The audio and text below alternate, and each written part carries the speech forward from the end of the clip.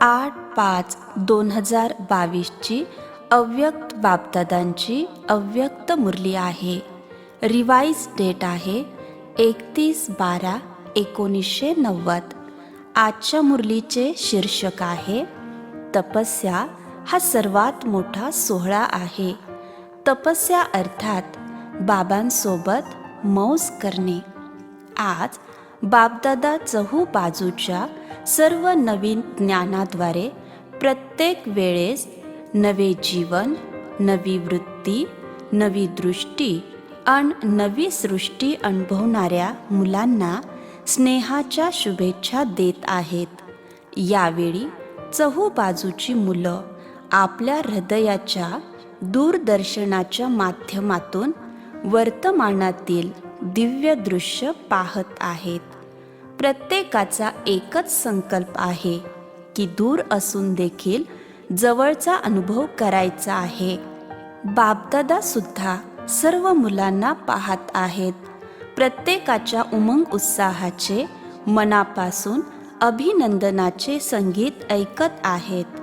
प्रत्येकाच्या विविधतापूर्ण स्नेहाचे सूर अतिशय सुंदर आहेत.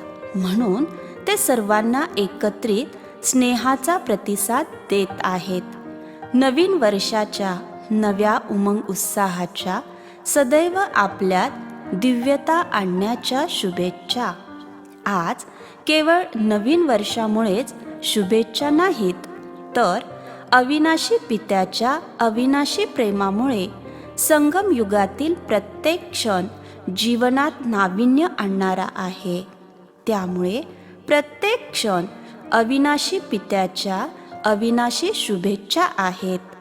सर्व ब्राह्मण केवळ बापदादांच्या विशेष आनंदाच्या अभिनंदनानेच प्रगती साधत आहेत.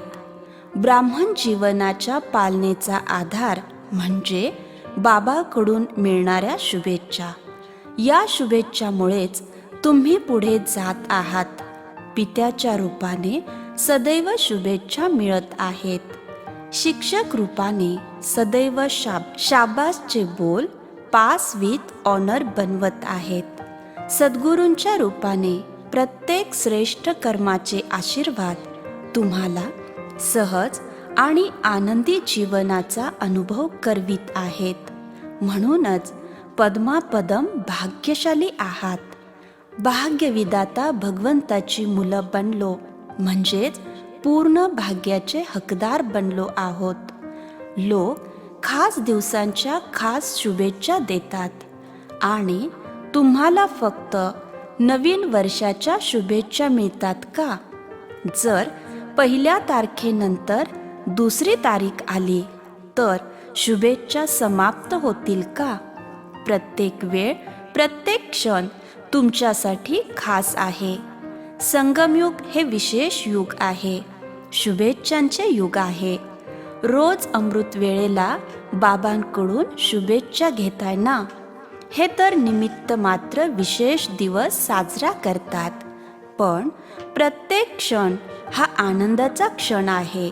हे नेहमी लक्षात असू द्या. मौजच मौज आहे ना?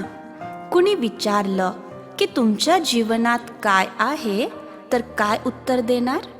मौजच मौज आहे ना?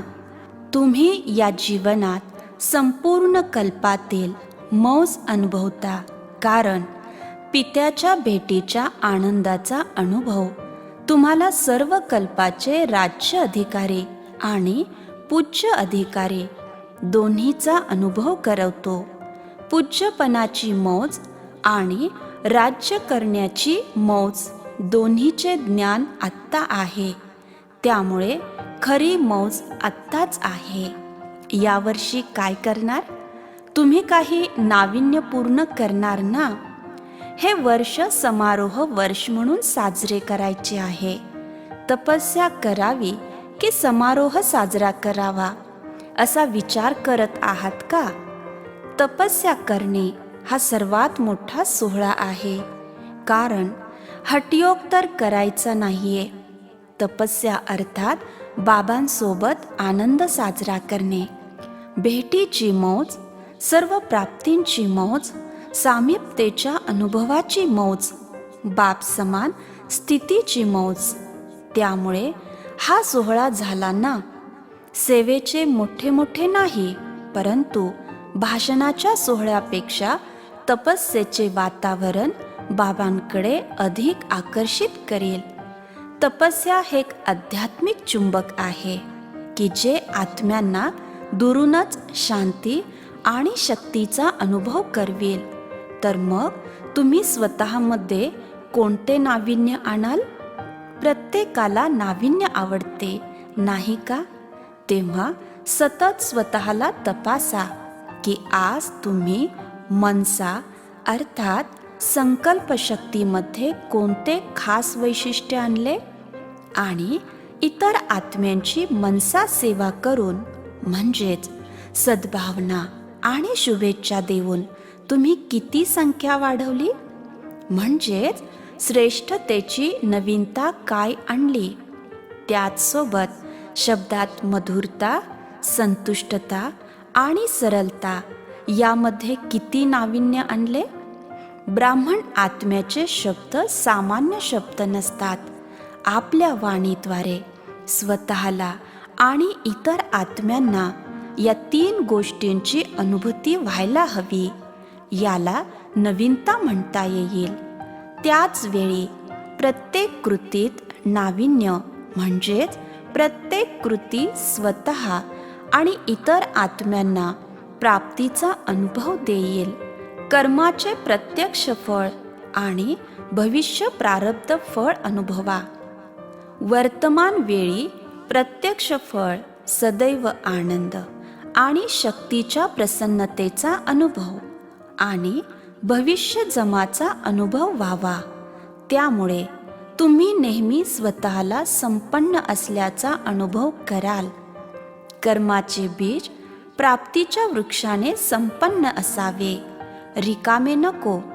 संपन्न आत्म्याचा नैसर्गिक नशा अलौकिक असतो. मग असे नवनवीन कर्म केलीत का?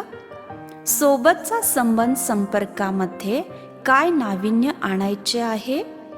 यावर्षी दात्याची मुलं मास्टर दाता या स्मृती स्वरूपामध्ये अनुभव करा.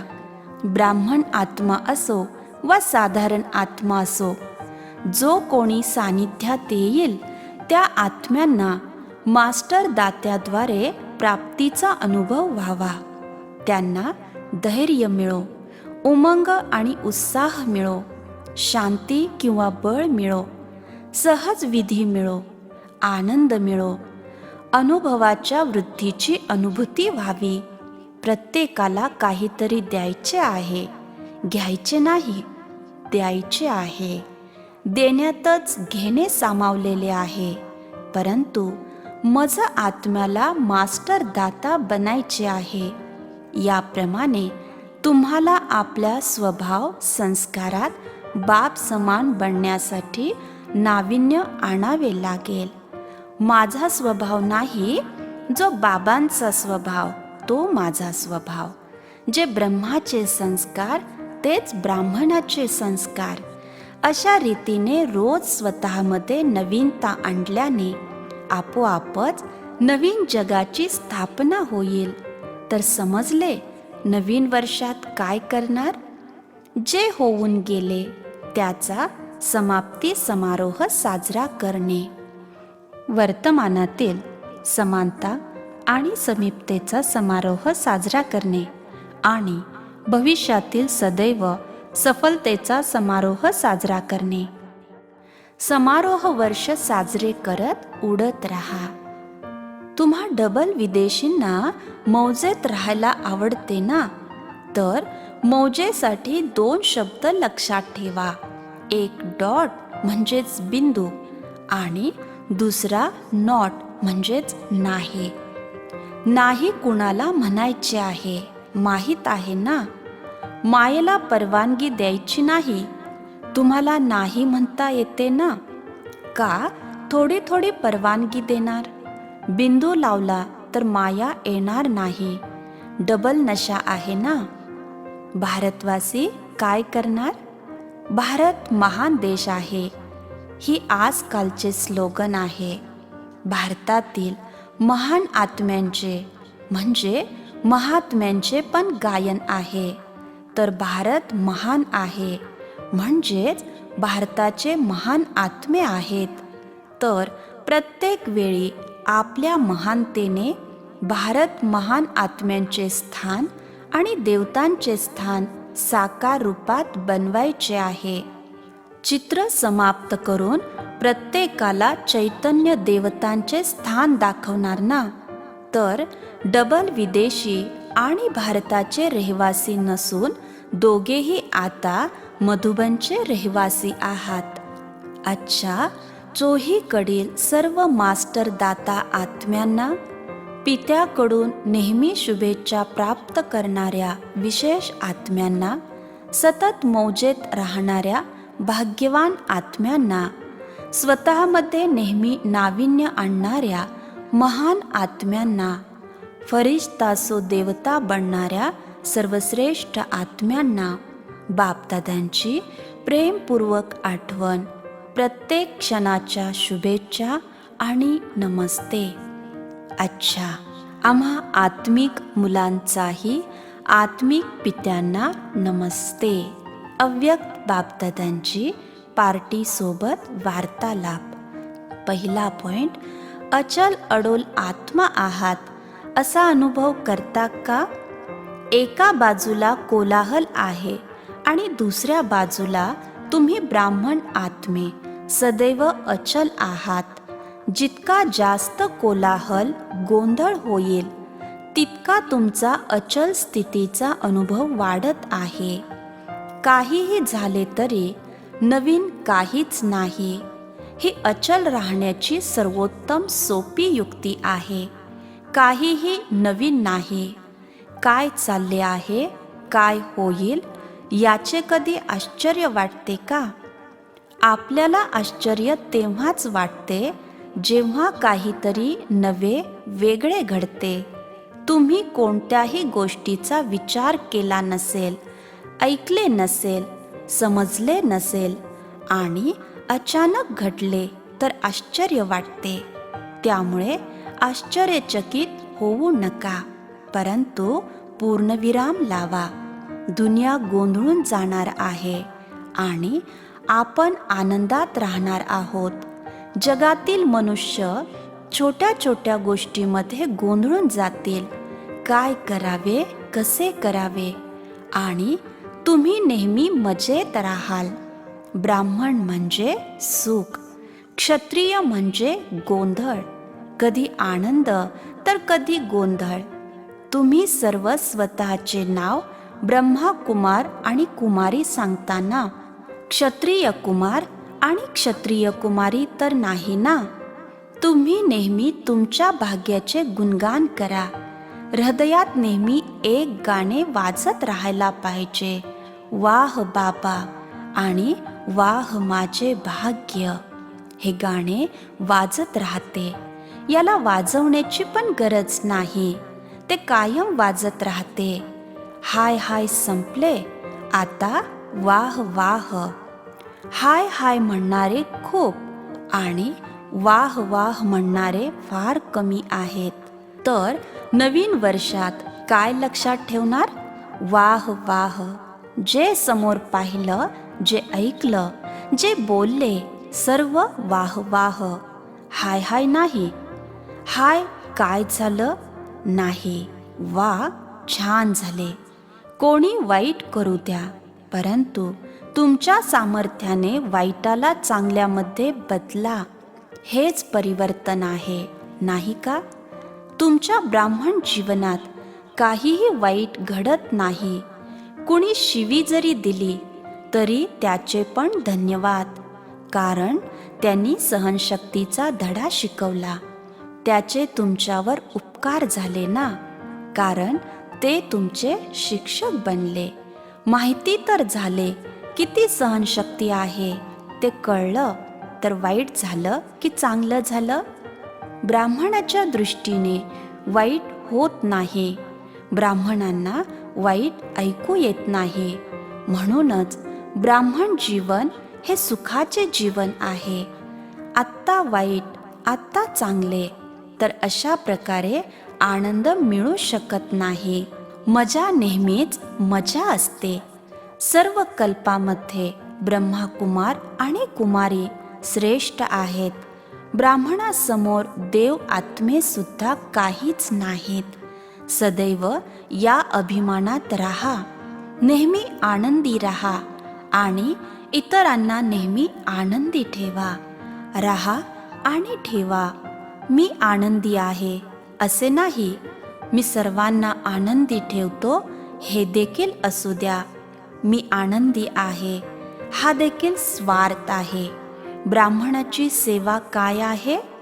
तुम्ही ज्ञान देताच इतरांना आनंदी बनविण्यासाठी. दुसरा पॉइंट आहे, विश्वामध्ये जे श्रेष्ठ म्हणून गणले जातात त्या आत्म्यापेक्षा पण तुम्ही श्रेष्ठ आहात. बाबा तुमचे बनले आहेत तर तुम्ही किती महान आहात, सर्वश्रेष्ठ बनले आहात. हे नेहमी तुमच्या स्मरणात ठेवा की सर्वोच्च पित्यांनी तुम्हाला सर्वोच्च आत्मा बनवले आहे. दृष्टी किती श्रेष्ठ बनली आहे, वृत्ती किती श्रेष्ठ बनली आहे. सर्व काही बदलले. आता तुम्ही कोणाकडेही बघितले तर तुम्ही आध्यात्मिक दृष्टिकोनातून पाहाल आणि सर्वांप्रती कल्याणकारी वृत्ती बनली आहे. ब्राह्मण जीवन म्हणजेच प्रत्येक आत्म्याप्रती पाहण्याची दृष्टी आणि वृत्ती श्रेष्ठ बनली. तिसरा पॉइंट, तुम्ही यशाचे तारे आहात असे तुम्ही अनुभव करता का? जिथे सर्व शक्ती आहेत तिथे यश हा जन्मसिद्ध अधिकार आहे. तुम्ही कोणतेही काम करा, मग ते शरीराचे भरण पोषणाच्या दृष्टीने असो, ईश्वरीय सेवेच्या भावनेने असो, काम करण्यापूर्वी हा निश्चय ठेवा. निश्चय असणे ही चांगली गोष्ट आहे, परंतु विश्वासाने व्यावहारिक अनुभवी आत्मा बनून निश्चय आणि नशेमध्ये राहा. सर्व शक्ती या ब्राह्मण जीवनातील यशाचे सोपे साधन आहेत. सर्व शक्तींचे स्वामी आहात, म्हणून जेव्हा आपण कोणत्याही शक्तीला आदेश द्याल तेव्हा ती शक्ती उपस्थित झाली पाहिजे. जसे काही सेवक असतात जे तुम्ही आदेश दिल्यावर सेवा करण्यास तयार असतात, त्याचप्रमाणे सर्व शक्ती तुमच्या आज्ञेत असाव्यात. जितके तुम्ही मास्टर सर्व शक्तिवानच्या सीटवर सेट होऊन राहाल तेवढ्या सर्व शक्ती तुमच्या ऑर्डरमध्ये राहतील. स्मृतीच्या आसनावरून थोडेसेही खाली उतरलात तर शक्ती आदेशाचे पालन करणार नाहीत. सेवक पण काही आज्ञाधारक असतात आणि काही थोडे वर खाली करणारे असतात. तर मग सर्व शक्ती तुमच्या पुढे कशा आहेत? आज्ञाधारक आहेत की थोड्या वेळाने पोचतात? ज्याप्रमाणे या स्थूल कर्मेंद्रियांना ज्या वेळेला जो आदेश देता त्या वेळेला त्या आदेशाप्रमाणे कार्य करतात, त्याचप्रमाणे या सूक्ष्म शक्तींनीही तुमच्या आदेशाचे पालन केले पाहिजे. सर्व शक्ती दिवसभर तुमच्या आज्ञेत आहेत का हे तपासा, कारण जेव्हा या सर्व शक्ती आतापासून तुमच्या आज्ञेवर असतील तेव्हा तुम्ही अंतकाळी यश मिळवू शकाल. यासाठी खूप सराव करावा लागेल. तर या नवीन वर्षात शक्तींनी आदेशाचे पालन करावे यासाठी विशेष सराव करायचा आहे, कारण तुम्हाला विश्वाचे राज्य प्राप्त करायचे आहे, नाही का?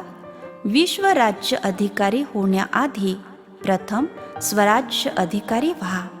निश्चय आणि नशा प्रत्येक मुलाला उडत्या कलेचा अनुभव करवत आहेत. उडती कलेच्या वेळी आलेले डबल विदेशी भाग्यवान आहेत. चढण्याचे कसलेही कष्ट करावे लागले नाही. विजयाचा तिलक सदैव मस्तकावर चमकत आहे.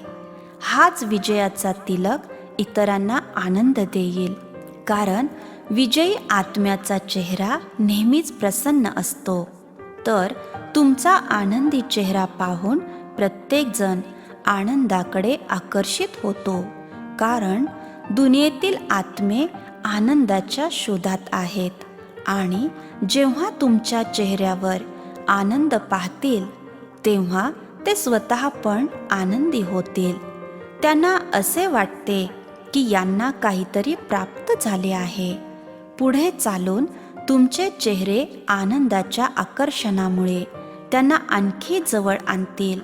कोणाला ऐकायला वेळ नसला तरी तुमचा चेहरा क्षणार्धात त्या आत्म्यांची सेवा करेल. प्रेम आणि आनंद अनुभवूनच तुम्ही सर्व ब्राह्मण बनलात ना, तर तपस्या वर्षात अशी सेवा करा. 4 पॉइंट, एक पिता दुसरा न कोणी. अशा परिस्थितीत सतत स्थिर राहणारे सहयोगी आत्मा आहात का? एकाची आठवण करणे तर सोपे आहे ना, अनेकांची आठवण करणे कठीण असते ना. अनेक विस्ताराला सोडून सार स्वरूप एकच पिता, या अनुभवात खूप आनंद आहे. आनंद हा जन्मसिद्ध अधिकार आहे, पित्याचा खजिना आहे. त्यावर मुलांचा जन्मसिद्ध अधिकार असतो. आपला खजिना असेल तर स्वतःच्या खजिन्याचा अभिमान असतो की तो आपला आहे, आणि तो तुम्हाला मिळाला कोणाकडून? अविनाशी पित्याकडून. तर अविनाशी पिता जे काही देईल ते तुम्हाला अविनाशी देतील. या अविनाशी खजिन्याचा नशाही अविनाशी आहे. या नशेतून कोणीही मुक्त होऊ शकत नाही, कारण हा हानिकारक नशा नाही. हा प्राप्त करवणारा नशा आहे. व्यर्थ नशा प्राप्ती गमावणारा नशा आहे. तुम्हाला नेहमी काय आठवते? एक बाबा, दुसरे कोणी नाही. दुसरा तिसरा आला तर कटकट होईल. आणि जर एकच बाबा असतील तर एकरस स्थिती बनेल. एक बाबाच्या आठवणीत मग्न राहणे खूप छान वाटते, कारण आत्म्याचा मूळ स्वभाव एकरस आहे. निरोपाच्या वेळी नवीन वर्षाच्या सुरुवातीच्या शुभेच्छा. चहूबाजूकडील सर्व प्रेमळ आणि भाग्यवान मुलांना विशेष नवीन उमंग आणि उत्साहाच्या प्रत्येक क्षणाच्या शुभेच्छा. तुम्ही स्वतः हिरा आहात आणि जीवन देखील हिऱ्या समान आहे, आणि तुमची नेहमी हिऱ्यासारखी सकाळ, संध्याकाळ आणि रात्र देखील हिऱ्या समान राहावी. या पद्धतीने लवकरच तुम्ही तुमचे राज्य स्थापन कराल आणि राज्य कराल. तुमचे राज्य प्रिय आहे नाही का? तर आता लवकर आणा आणि त्यावर राज्य करा. आपले राज्य समोर दिसतंय ना, तर आता देवदूत बनून देवता बना. चहूबाजूंच्या मुलांना विशेष पदमगुणा प्रेमपूर्वक आठवण स्वीकार करा. परदेशी किंवा देशवासी तपस्येच्या उमंग आणि उत्साहात चांगले आहेत, आणि जिथे तपस्या असते तिथे सेवा अवश्य असते. तुम्हाला सदैव यशाच्या शुभेच्छा. सर्व जग तुमच्याकडे पाहेल अशी नवीनता दाखवा. नवीनतेचा प्रकाशस्तंभ बना. अच्छा, प्रत्येकाने स्वतःसाठी स्नेहसंपन्न आठवण आणि शुभेच्छा स्वीकार करा. आजचे वरदान आहे शुद्ध संकल्प आणि श्रेष्ठ संघाद्वारे हलके बनून आनंदाची रास करणारे अलौकिक फरिश्ता भव. शुद्ध संकल्प आणि श्रेष्ठ संघाद्वारे हलके बनून आनंदाची रास करणारे अलौकिक फरिश्ता भव. तुम्हा ब्राह्मण मुलांसाठी तुमची रोजची मुरली शुद्ध संकल्प आहेत. रोज सकाळी बाबांकडून कितीतरी शुद्ध संकल्प मिळतात. या शुद्ध विचारामध्ये तुमची बुद्धी व्यस्त ठेवा आणि सदैव बाबांच्या सहवासात राहा, तर तुम्ही हलके बनून आनंदात नाचत राहाल. आनंदी राहण्याचा सोपा मार्ग म्हणजे नेहमी हलके राहणे. शुद्ध संकल्प हलके असतात आणि व्यर्थ संकल्प जड असतात. म्हणून नेहमी शुद्ध संकल्पात व्यस्त राहा, हलके बना आणि आनंदाची रास करत राहा.